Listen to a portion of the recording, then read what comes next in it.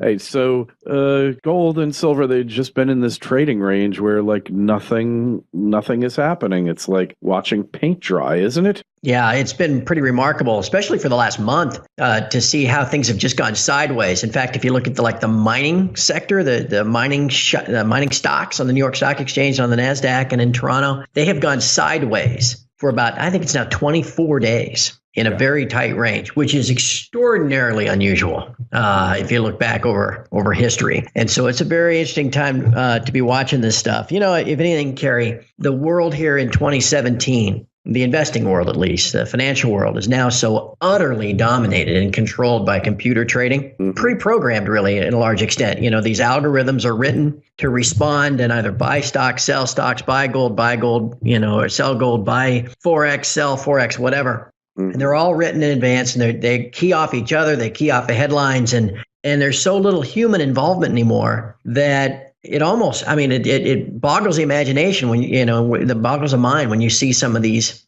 moves, but that is what it is. And gosh, you can watch or almost predict really on a daily basis which way many of these markets are going to go. Just if you can then just simply predict some of these key inputs that drive those algo decisions. It's just, it's not, these markets aren't what they used to be. That's for sure. And it simplifies things, but it also confounds you at the same time. Hey, so, you know, when you talk about that, you're up against algorithms and all that. What is really happening here? Why is nothing happening? What's your take on it? Yeah, you know, it's hard to really summarize it all into a neat answer. You know, it's like we look at volatility indices, whether it's on the stock market or the bond market or the gold market or whatever, and they're all at record lows. And you look at that and you think, well, how can that be with all that's going on in the world? And again, it all gets back to the fact that, you know, to the extent to which things are controlled, managed, manipulated, however you want to put it, or it's just simply this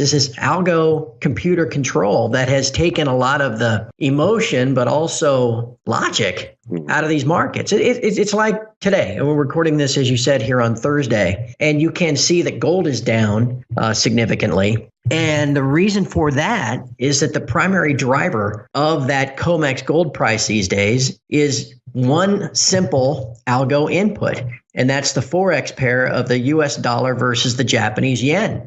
And if the US dollar, Japanese yen, you'll see it quoted as USDJPY on Bloomberg and on CNBC. If that's going up, then gold is going down. And the inverse is true. If that goes down, gold's going up. In fact, they do it on a nanosecond basis. You can see big moves in the dollar yen, and within a couple of seconds, you'll see opposite moves in gold. And so, and the dollar yen is a big driver of whether the machines buy the stock market as well, by the stock S&P futures, things like that. And so it gets to the point where, you know, it doesn't really matter what the headlines are. I mean, the news out of North Korea yesterday was horrible.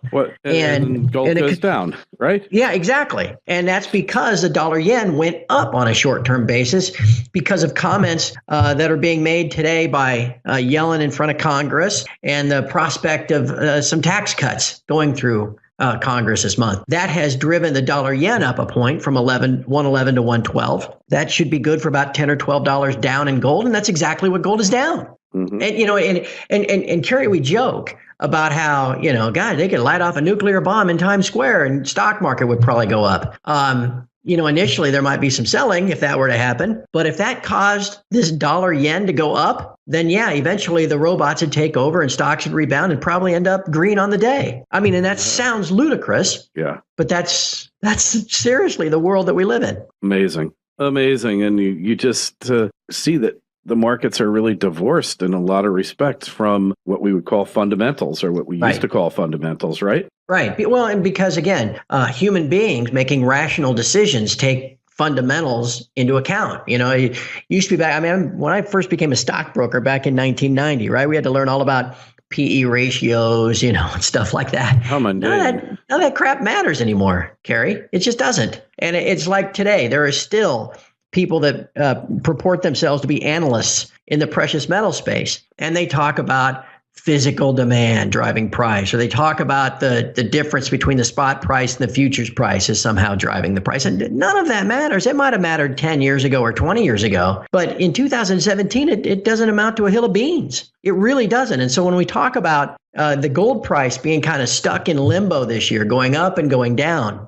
at the end of the day, Kerry, the reason that is the case is because that dollar yen pair that we've talked about here has also been stuck in limbo, going up and going down. And there are a lot of people that think, oh, that's crazy. That sounds simple. But I invite anybody to do their own research and check it out and start following the stuff on a daily basis, and you'll quickly see that I'm right. So your opinion is, because you don't want to confuse basically an event that's independent or coincidental with causation. So the underlying causation here, though, is the algorithms. Do I have that right? Yes. Here's what I think, Kerry. I was, not that this is some reason to trumpet how smart we are at my side or anything like that, but I really was, and by happenstance, I discovered this. I really was the first person to notice this and figure this out a little over 3 years ago, that these algorithms are in play and that's what drives the price. And the world has slowly caught on to this. And now you see this, people talking about this all over the internet, that this dollar yen relationship is what drives the COMEX gold price. What does it mean and why is it in place? I have my theory on that, and I'll be happy to speculate on that, on how it works if you want me to. Yeah, please. At the end of the, when you look at the futures markets in general, they were devised decades ago as a way for producers of a certain commodity to manage the risk of the price of that commodity, right? I mean, whether it was soybeans or corn or gold or whatever. Right. They could sell forward through an agent, a bank of some kind. They could sell forward their future production on an exchange like the Chicago Board of Trade or whatever. And then taking the opposite side of that trade were the speculators. Mm-hmm. Well, that's how initially, and really up until about 2002 or 3, the bullion banks had a large amount of gold and silver that was sold forward, and they were agents for these mining companies. Well, as we went through that first decade of this century and then into the last 6 or 7 years, that hedging by mining companies has become nearly almost non-existent. The last numbers we've had, maybe somewhere between 7 and 10 million ounces of global gold production is actually sold forward and hedged. Now, that may sound like a lot, but it's not. In total COMEX contracts, 10 million ounces is about 100,000 contracts. Yeah, not a heck of a lot. We know from the CFTC data that the big bullion banks are routinely short 2 or 3 times that amount. Mm-hmm. And so what they then do, the bullion banks are basically making a market and taking kind of a naked short side in issuing contracts that are no longer backed by hedged future production. They're just taking the risk of being short and allowing the speculators the risk of being long, and they're right. Consistently fleecing and managing the market and fleecing those speculators, and they make pretty good money in doing it. But at the end of the day, though, why they have this algo attachment, that I think the banks obviously don't like that risk. They don't like the risk of being massively short all of this gold and all of the silver on the COMEX. And so what they've done is they've written these algorithm programs, these high frequency trading algorithm programs that link the price of gold to this dollar yen. And the reason they do that is because it's very difficult for them to fully hedge the risk that they have in being short gold by making these markets. It's very hard for them to hedge that risk in gold alone. And so if you can then in design algorithms and put them in place that link gold with the yen, essentially turning gold into the yen for all intents and purposes, well then, heck, you can hedge your short gold in the much deeper pool of Forex in the dollar yen. Right. I mean, Forex trades $6-7 trillion a day, $1 trillion a day. Dollar yen being about the most active pair. And so anyway, I think that's why you talk about causation. I think my best theory that I have for all of this, because obviously it's there, anybody can see the correlation. I think causation is the banks themselves have written these programs and instituted them to do, and they've done so that they can manage their risk of being, massively short metal. And they've taken on that risk so that they can make a market in these futures contracts. It's amazing that they could come up with this.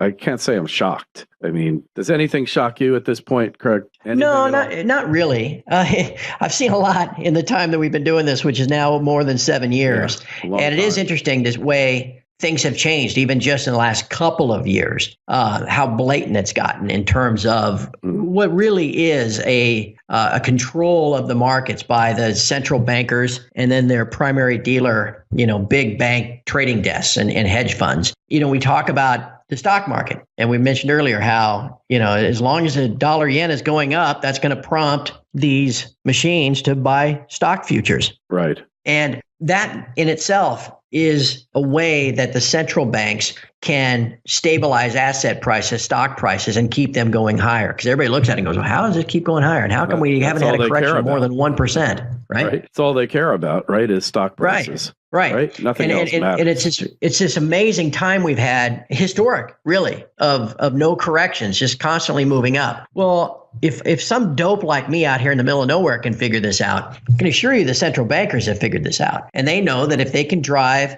these high frequency trading machines to do the heavy lifting for them, to buy stock futures day after day after day, if they can drive them to do that by controlling some of the inputs that these algorithms watch, then they can keep the stock market afloat quite consistently like they have. And again, the key inputs in buying stocks that the machines look at are that dollar yen, the same dollar yen, and things like the VIX index. So if you're a central banker from the Bank of Japan or the Swiss National Bank or the Fed or wherever, and you'd like to see the stock market continue to keep going up, well, then all you have to do is make the dollar yen move a certain way, make the VIX move a certain way, and the high frequency trading machines from all these hedge funds and the like will do all the heavy lifting for you.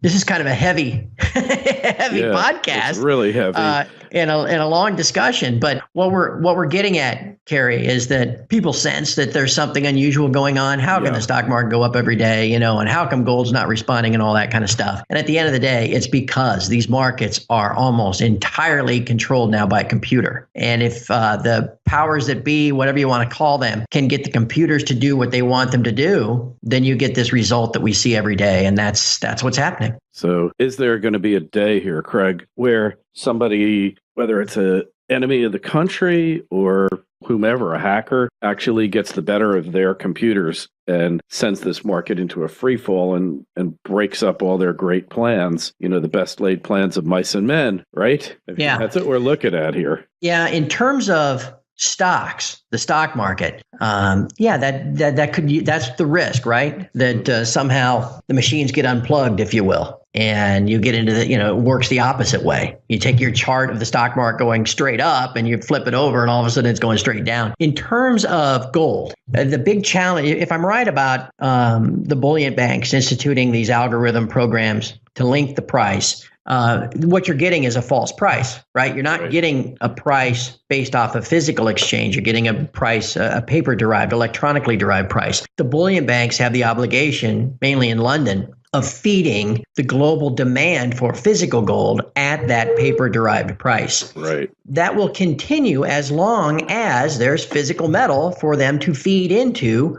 that paper-derived price. So this scheme, and this gold not going anywhere because the dollar yen isn't going anywhere and the bank's managing the risk and all that kind of stuff, it will continue too until the day comes when these banks, the bullion banks, can no longer source enough physical metal to keep the scheme afloat. And that whole system is essentially a confidence scheme, where it's, my metal, I own gold. Do you do? Oh, yeah, it's in this Swiss account or it's in the GLD, or whatever. And these people like big hedge funds like Dalio and Druckenmiller and these guys that claim for themselves and claim for their customers that they own gold when really they own gold exposure. When the day comes that the bullion banks are unable to fulfill orders and turn out unallocated gold into allocated gold and actually fill physical orders in size at this paper-derived price, that's when this whole scheme will finally fall apart. But we've been talking about that now for a couple of years. It didn't happen in 2012. It didn't happen in 2015, and it ain't happening this year. So, I like to think that day's still coming, but we're still just kind of sitting here waiting and collecting metal at these prices until it does. So how do cryptocurrencies fit into this scheme here, Craig? It's interesting, Kerry. There are a lot of gold people that, just hate cryptocurrencies because they think it's siphoning off interest and dollars and all that kind of stuff that should be going into gold. And I think a lot of them are just frankly bitter because we've all known about Bitcoin forever and nobody ever bought any because they didn't think it was comparable and all that stuff. And now you look at Bitcoin, it's $11,000 and that makes people angry, right? Mm-hmm. I'm lucky enough that I do own some. And so maybe that softened my edge a little bit about it. I think there's definitely a place for it. And I think, frankly, and I've said this really since I first started buying Bitcoin a year and a half ago, I think they're complementary. It's two sides essentially of the same coin, no pun intended. And what we're doing in having Bitcoin explode the way it is, I mean, it's not just millennials that are buying it now. I mean, it's hedge funds, it's big business. It's big institutions, it's people all around the world. And the real lesson in Bitcoin that is being taught is that money is not just simply a dollar bill or a euro, or a yen. Money doesn't have to be constantly devalued by your central banker, basically making your savings and your accumulated hard work more worthless by the day. Right. Money instead can go up in value as you own it. And I think that lesson eventually lifts all boats, if you will, because it also then teaches you, well, if Bitcoin is better than the dollar, well, what else is better than the dollar? Oh, yeah, this gold, and silver. That's been money for millennia. And so from an education standpoint, an awareness standpoint, I think it's very good ultimately for gold and silver. Because again, at the end of the day, the world recognizes gold and silver as money, as the ultimate store of value, as the ultimate hard asset, protector of wealth, anchor for a system, not Bitcoin. And that we're headed in that direction. I think a rising Bitcoin just kind of really does help accelerate that whole process. A rising Bitcoin lifts all boats, eh? Yeah, I'll take it. Well, hasn't yet, but I think that you're onto something here. Craig, it's always interesting speaking with you. You're on the cutting edge of this stuff. Cryptocurrencies, nothing to fear from, but they might not be the savior of humanity either. They're subject to all the foibles of humanity that we've seen over the millennia, and Bitcoin's just not a cure to stupidity. Yeah. And Kerry, I would add to that, besides the education part, let's say some of these folks Bitcoin's gone from 1,000 to 11,000 in the last, 11, 12 months. Mm-hmm. Well, heck, it's a smaller percentage basis for it to go from 11,000 to 100,000 in the next 11 months, right? Yeah. So let's say it does. And you're somebody that's just now learning, that it's smart to be out of dollars. And you've got now a couple 100,000 in Bitcoin that you'd like to diversify. Well, what are you going to do? Turn it back into dollars? I mean, there's going to be a significant part of that population that takes that and buys themselves some physical gold. And if acquisition and holding of physical gold is what ultimately breaks the banker system of derivative pricing, so be it. Yeah, I mean, this could be the driver that does it. So I'm all for it. Yeah, let's go. Let's drive it to $1 million for a Bitcoin. That'd work too. Hey, I can live with that. So, and it's very possible, but Bitcoin isn't yet money. Important thing because if nothing else, we've got Gresham's law taking place where the bad money is driving out the good money. Not that the good money was ever there, but would you go buy a car using Bitcoin today when you think that it might go up 50% in the next month?